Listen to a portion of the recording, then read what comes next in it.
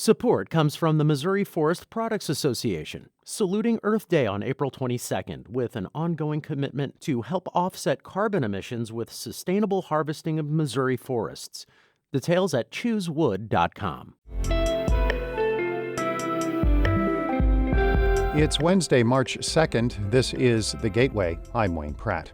People who want to be homeowners but can't get a mortgage sometimes settle for private arrangements to buy a house.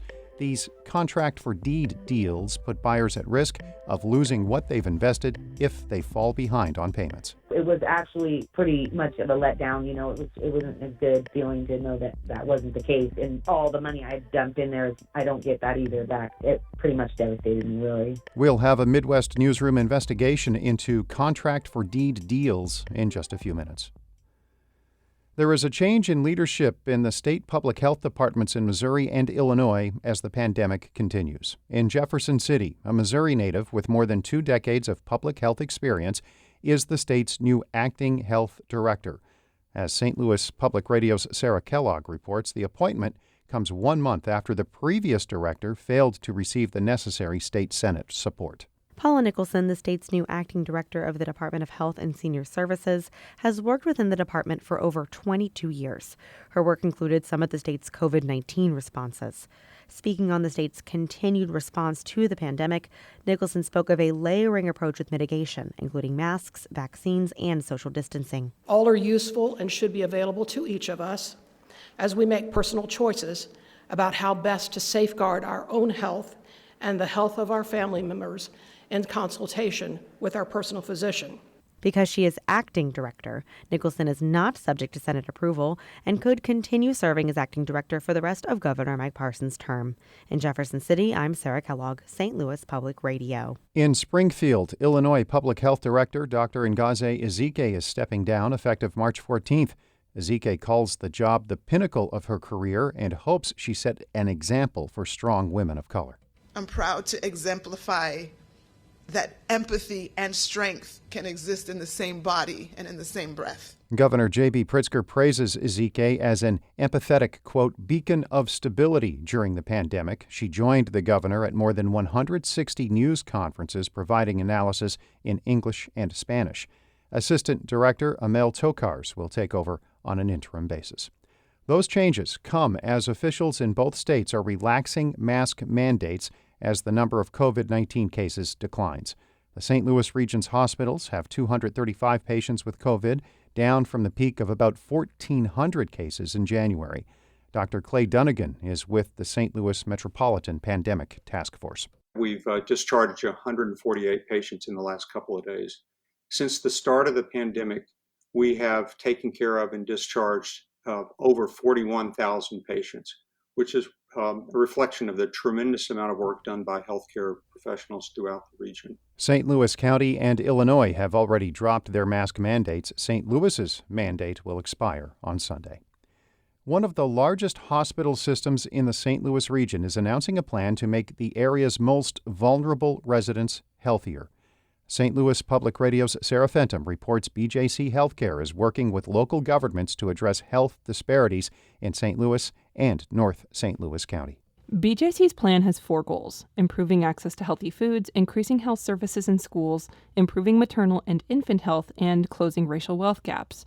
The hospital system will work with food banks, credit unions, and school districts. BJC officials say they'll use hospital resources and employees to meet those goals. Dr. Jason Purnell is the system's vice president for community improvement. He says the hospital asked local leaders to identify pressing needs. We were intentional about making this an inclusive process and understanding that we can't improve community health without the community. The plan also calls for hospital officials to advocate for Medicaid funding for doulas and school-based health services. I'm Sarah Fenton, St. Louis Public Radio.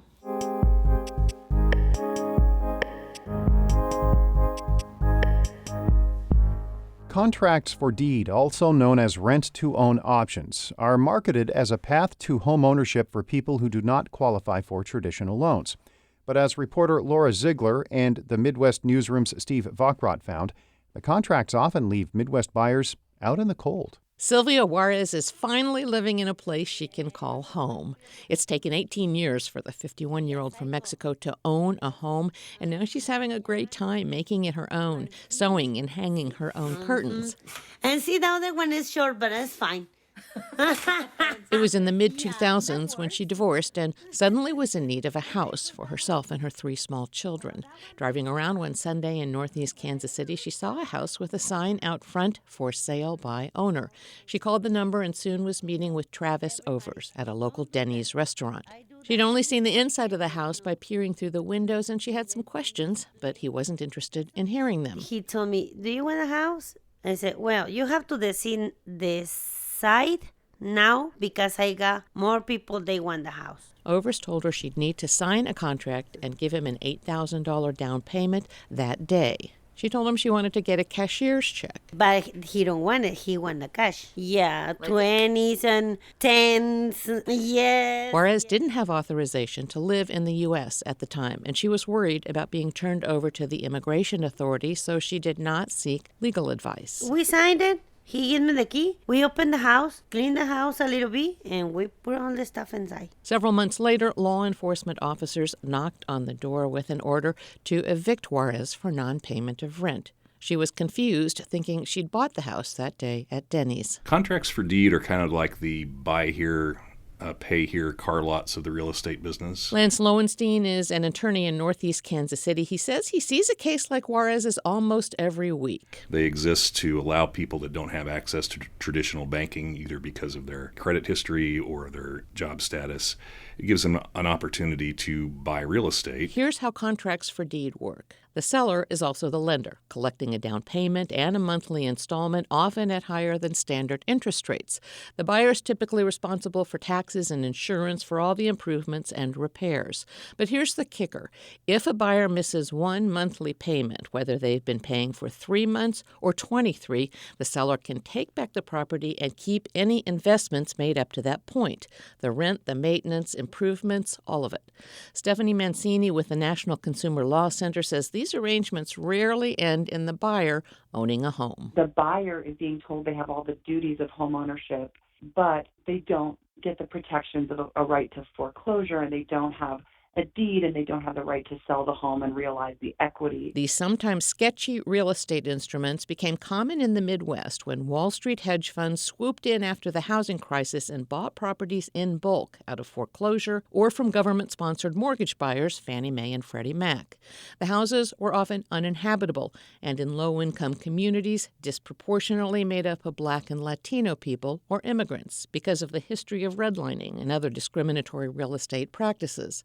For Tiffany Martino, it was moving to North Platte, Nebraska from Oregon, where housing prices were much higher, that got her into trouble.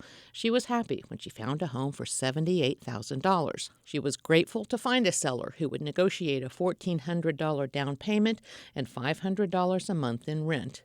She ended up putting some $10,000 into the property and made about $30,000 in rent payments over 5 years. But she fell behind and says at one point she was $3,000 in arrears. Her landlord took her to court. Rather than go to trial, her attorney advised her to settle.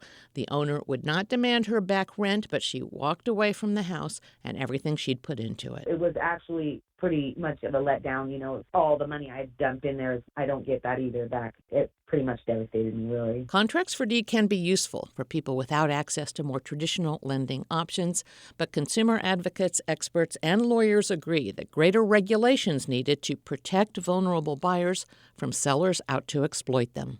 With Steve Vockrat of the Midwest Newsroom, I'm Laura Ziegler.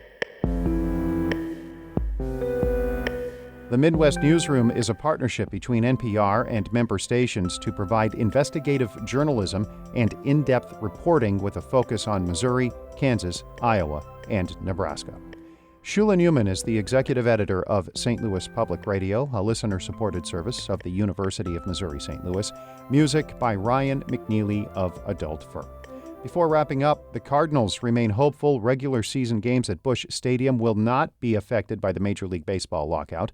Players and owners failed to reach a new collective bargaining agreement by yesterday's deadline, and the first few regular season games have been wiped out. The Cardinals' home opener is still slated for April 7th. I'm Wayne Pratt. This has been The Gateway. Support comes from the Missouri Forest Products Association, saluting Earth Day on April 22nd with an ongoing commitment to help offset carbon emissions with sustainable harvesting of Missouri forests. Details at choosewood.com.